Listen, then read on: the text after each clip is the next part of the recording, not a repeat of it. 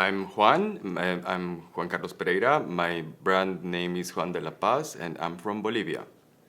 Hi, I am Andrés Jordán. My hometown is Santa Cruz de la Sierra, Bolivia, and I am designer from Juan de la Paz. So guys, can you tell us a little bit about how Juan de la Paz started, how long the brand has been around? Actually, it started like in 2009. I started making jewelry. I'm also a goldsmith, so then I developed spontaneously into knitwear. Since in Bolivia, those are like the main crafts we have, like silver jewelry and alpaca knitting, and uh, and by 2012 we were already doing clothing also and some accessories. And so what was the impetus to begin doing clothing from jewelry? It's because somehow, like when we were making jewelry, we started experimenting with non-traditional materials as sometimes textile, like ancient, pieces of textile that we found and intervened them as jewelry. So that boundary developed spontaneously, like wider, and eventually we were like doing clothing. But I think that the relationship that you have with textiles in the Andean or in Bolivia and Peru, areas are like really really neat since you are a child. So probably like the brand started in 2009, but I started knitting or making macrame with Julia actually like since I was a child. So it was a thing more like putting it a label to what we were like doing. So you started learning these handcraft techniques ever since you were small, and it was kind of, is that the same for you? Oh Andrea? yeah. I remember loving fashion since I was a little kid. So yeah, in Latin American culture, since you're a kid, your mom does your clothes, no? So it is really in the environment. So yeah, that's why we love to do fashion clothes. And so how did the two of you team up? We met actually at a fair in 2015. 2015 it was, and we somehow shared this vision, and it was somehow the moment of not being be by myself, doing all that kind of stuff. More like you call it in South America like diseño de autor phenomenon, because you're just one man company. Then it evolved a two-man company. So that Yeah. spontaneously also happened. Also, we share the love for heritage clothes. Yeah, it is amazing. For heritage. Yes. And that brings me to my next question, because you have a very strong ethos behind your brand. It's about preserving ancestral heritage and techniques and bringing attention to the craft of indigenous communities. Can you talk a little bit about how that came about and how it informs the brand and the work that you do? Also, it comes, like when you start production and sourcing in South America, it's really by handly having artisans, doing your work, because everything is almost like artisanal made and beautifully artisanal made.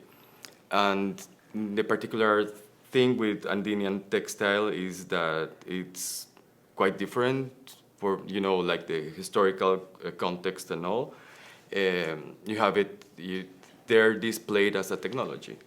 So like the most beautiful museum in La Paz is MUSEF, which is like the ethnography and folklore museum, and has these beautiful textiles. And the same in Lima, Museo Mano, which has this beautiful ancient textiles collection.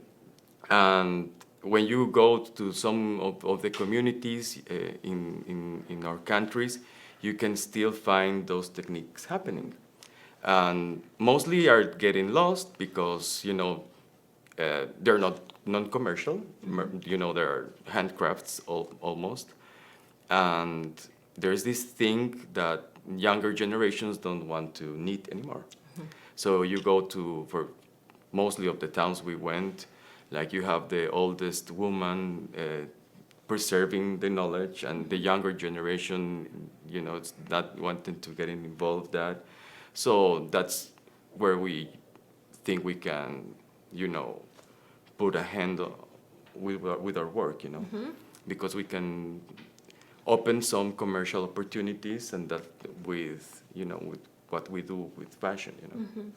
And that's how we started, you know, working with some indigenous communities, and yeah, and in the particular case, like with Julia, which is like the lady that helps us with macrame, she was one of the ladies that raised me, so it's like it was in the air, it was in my house. It was a natural collaboration. Yeah. Until today, she makes also like cholita clothing, and she's, you know, they do have a lot of fashion industry over there. It's for cholitas, and that's how you source, you know. And yeah, you have like beautiful artisanal communities and histories all over our continent. And so another part of your business is like repurposing textiles. And in some cases, repurposing these beautiful chola shawls, right? Can you talk a little bit about how that came about? Or, you know, because it's a very interesting way of repurposing materials, because you're also repurposing like a little bit of this textile heritage. Yeah. It has to do a lot with, in the particular case of cholas blankets, chola shawls. In Bolivia, we don't have very much, you know, capitalism and consumerism or fast fashion and those, like, you know, models or shopping malls, for example.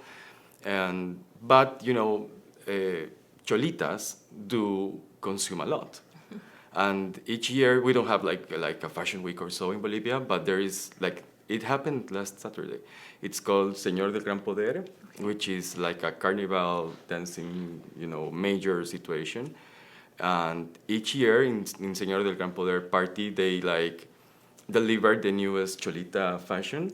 So they change a lot of clothing. Okay. And those blankets are, you know, getting, you know, they don't use them anymore. They get discarded. They get discarded, and that, you know, it's also another thing with consumerism, and we think they are beautiful because they, you know, even though they're not like this year fashion, they still are beautiful. They are beautiful, and they deserve another life, you know. Yes. Exactly. Yes, and so that was one of the pieces that you donated to the exhibition. Was it's the asymmetrical dress, right? Yes. And so just tell us a little bit about that piece. Well, during the pandemic, we started with this, you know, restoring and upcycling the shawls because we couldn't get to the communities, and that's a main thing that happened. And with this particular collection dress or drops, because we still are doing this shawls thing, there was this movement in Bolivia which it's called Mujeres Creando, and it's an feminist anarchist movement, and they went during I think it was 2020. Yeah, 2020. They went to this statue of Isabel la Católica in La Paz, and they intervened artistically and redressed her as Chola Globalizada. So that was sort of like the inspiration behind, because they like put it like Isabel la Católica statue, like the shawls and, you know, the polleras and all that, like messy, and they throw it blood, and then but it was quite beautiful. And yeah, it was sort of that made us think about these shawls and what they meant, because even though nowadays like indigenous people wear them in Bolivia, they are not the original clothing. There was a Spanish, you know, like when the Spanish people from the colony time. Yeah, they ordered them to dress as Spanish countryside ladies, you know. And that's why they have these Manila shawls, because, you know, they went all over the world back then. Because in the year they didn't do this before. They had some revolutions, like in the colonial times, nearby the year, I don't know, probably like the 18th century revolutions. And then the king of Spain ordered to people like stop wearing ponchos and The original indigenous Yeah. clothing. Right, they weren't Yes. not Yes. to not wear indigenous clothes and to wear And these to wear- mandated Yes. Exactly. garments. And the beautiful thing is that cholitas still, are wear them. Yeah, they appropriate that fashion style, till this day. So it's culturally alive to these days. Today. Yeah, Yes. Yes, it's such a rich history behind Yes. this one. yeah, they Yeah. appropriate in piece, their yeah. own terms, So And so now you're giving it a new life again, right? Yes. Yes, we feel honored, like for taking the job that they do because it's all beautifully handmade and they probably they don't know what they are doing, on the amount of work that they take, So it's beautiful having it also here, at the FIT Yeah. Museum makes such an honor. Great, thank you. So another piece that you guys donated to us to the exhibition, which is the beautiful Kalawai Cape. Can you talk, it has such an incredible story around it and how it's made. It's really beautiful. Can you share that with us? Yes, it's actually, I think like when we think in these terms of luxury, we have these European standards and they do have a lot to do with craftsmanship and the time that people take. In this particular case, this piece took like 6 months to being made, which like probably 4 were like took like the communities of the Kayawaya nation, because the Kayawaya is a nation inside Bolivia, to collect all the real black alpaca hair. Natural. Natural, Black alpaca hair. It is all handmade. Yes, all handmade, all hand, sourced, and there is this also beautiful thing that actually we really consider that probably the original sustainability. It's called in Spanish crianza mutua, which is like a belief like the Andean people have, and is like and it has to do a lot with food and with textile. When you build a textile, it's not only like you source the wools or like that. You take care of the piece since you put the plant and put the water that the alpaca is going to eat.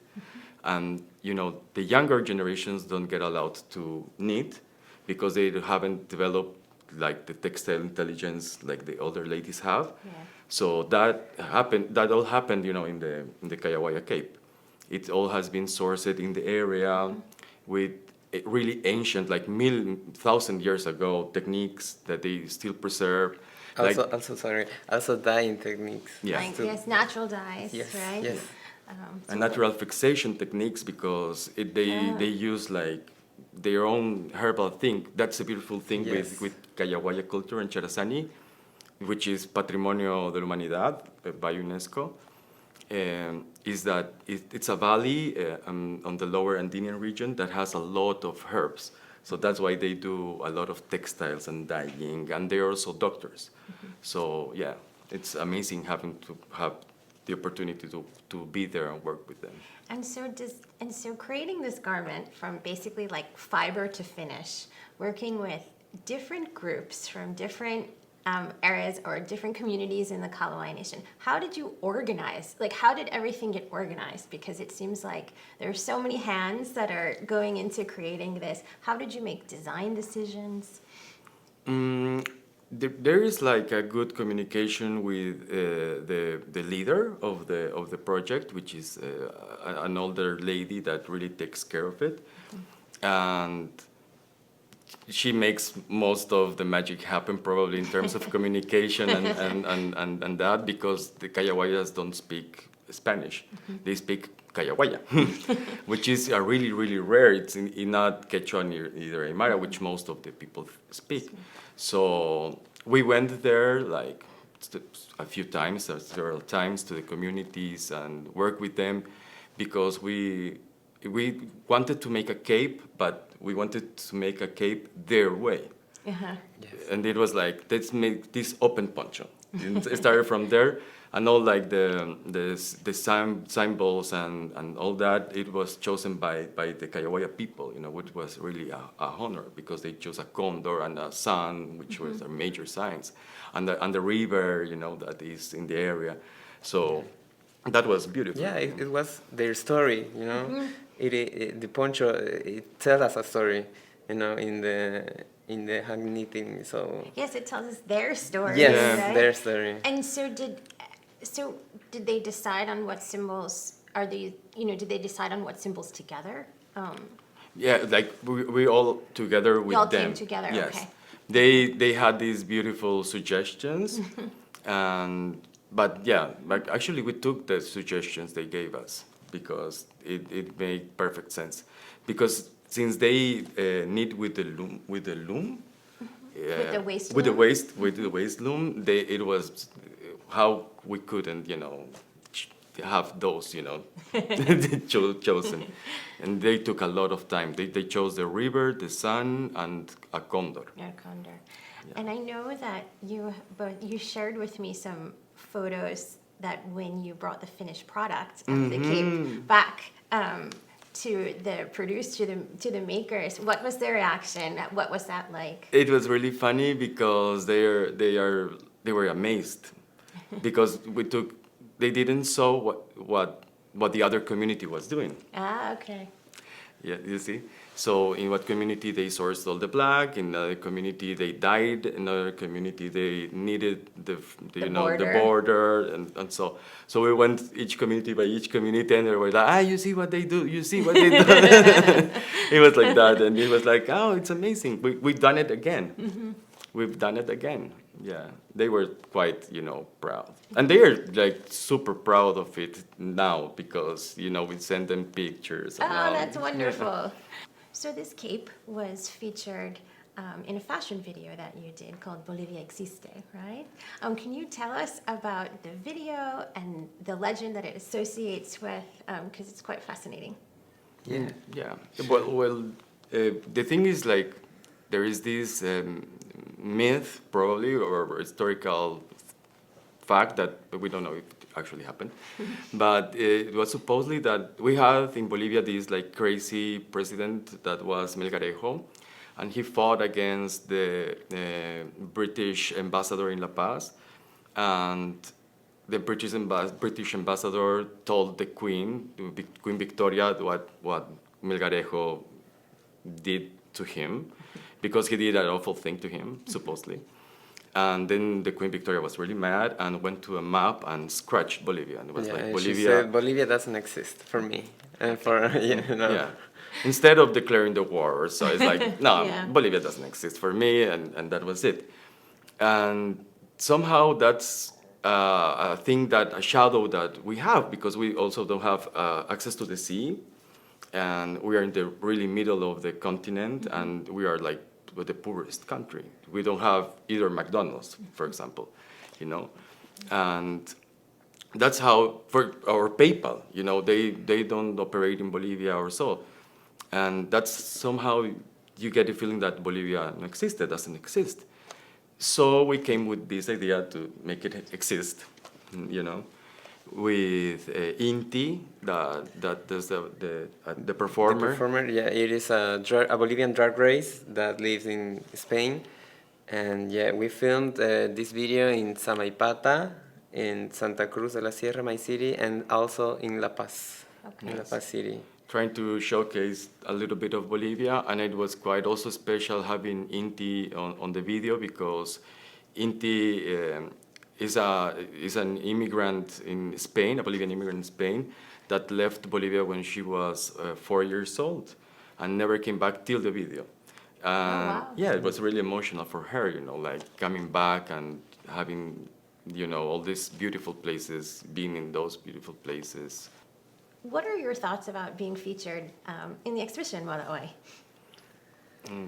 We feel really honored, you know, like coming from Bolivia and being in this place, also representing, you know, the people that we work with, the artisans that we work with, and sharing this beautiful place, historical place with design makes us really, really proud.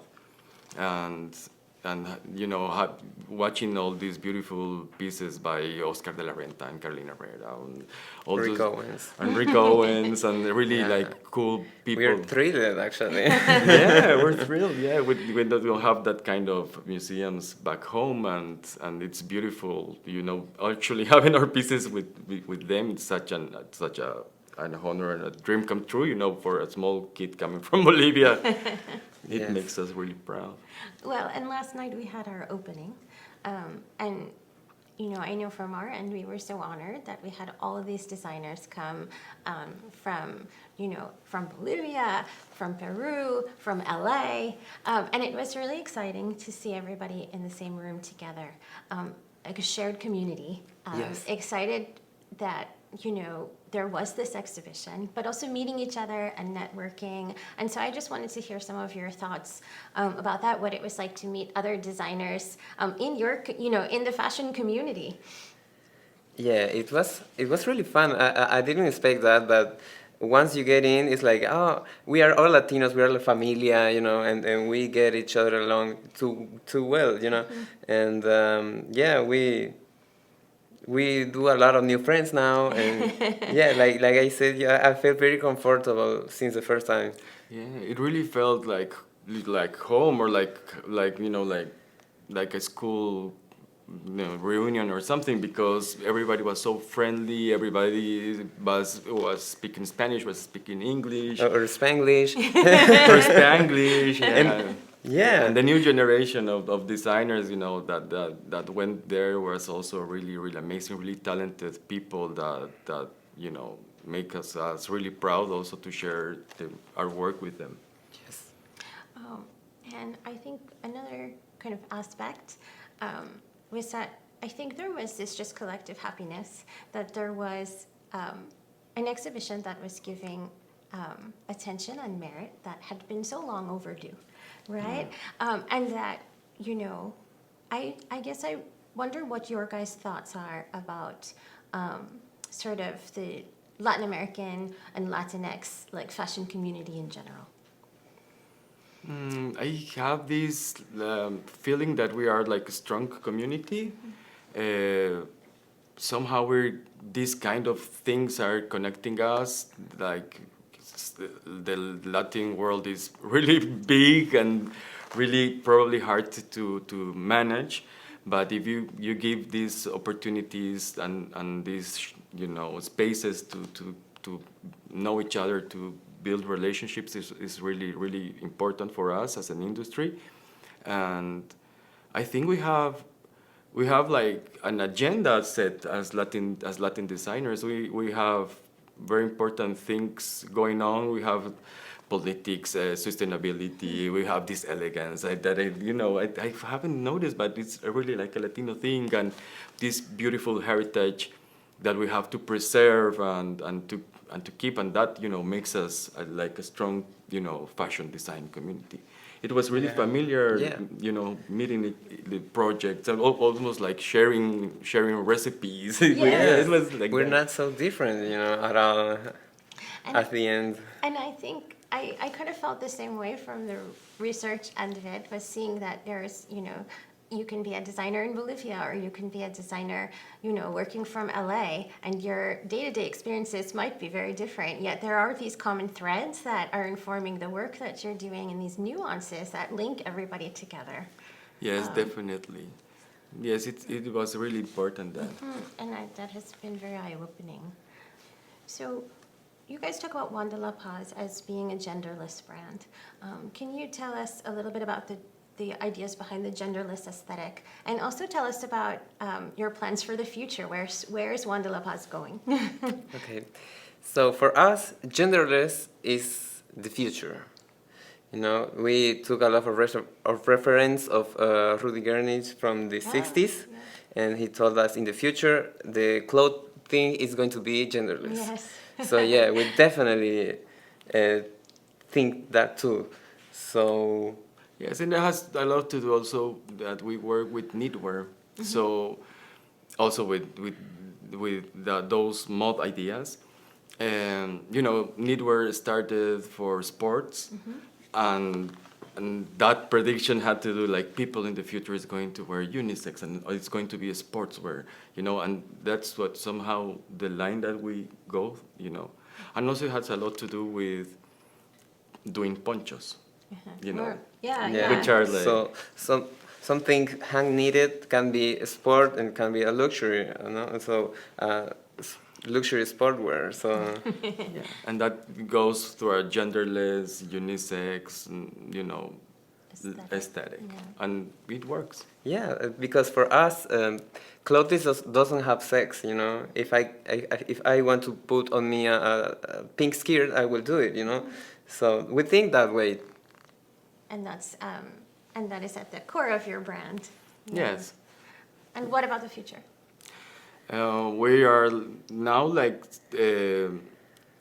working with new materials like paiche leather, which is an Amazonian fish. Yes. Yeah, piracu. Yeah, Also, it's piracu. piracu. It's Yeah. also called in Brazil. We are making accessories with that. We're also working a lot with cotton blends, with native Peruvian cotton blends. Oh yeah, we are also working right now with Peruvian indigenous communities too. So, Yes. Well, and in which there are lots of sort of natural cottons that have different colors to them. That really, really beautiful that are- blends you yeah. can get with those amazing things. And now we're like based in Peru in order to expand our company into a more like global operation, probably, in order, you know, to have some more buyers and wholesales and retailers and that all thing happening. Yeah. Great. Well, I can't wait to see where it go, where the future and where you guys go. Yeah, well, thank you very much. thank you. That this is really important for all the Latins that what you did. I think I speak in the name probably of all the designers that showcased in the exhibition that we are really, really, really thankful with you, with all the team, with all the FIT community, for having, you know, Latin American talent here, for making us feel like home yesterday, and for all this year probably. We're going to have a casa here. Yes. And it's really important what you did, you know, addressing our talent and, you know, having this played in such an important place. It's a dream come true for all, either young or old generation. It's really important what you did. We will make to give an advice to younger designers, Latin American younger designers. Do not stop dreaming. Yeah. Yeah. Thank you, and thank you guys No, for thanks to you, your please. supporting our exhibition. You gave 2 beautiful pieces to the show that enrich it very much. So thank you. No, thank you. Thanks to you.